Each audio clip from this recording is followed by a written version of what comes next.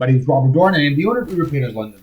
When I first started my career 15 years ago, I found that a lot of companies in London are low to medium end, and they're splash and dash. Let's get in, let's get out, let's do it fast, let's get paid, let's move on to the next one. And that didn't suit my sensibilities at all. I'm quite surprised actually that I've been stuck with the painting industry. However, I persevered and I knew what I wanted, and I knew there was a clientele in London that sought out a high-end result. So I created UBERPAINTERS, and as the years grew and as the years passed, I surrounded myself with people who were better than I was, and I learned from them, and we were able to provide our clients this optimal end result. I had this vision, I just sometimes didn't know how to do it, so the people that I surrounded myself did, and I learned from that. And now this is what we do.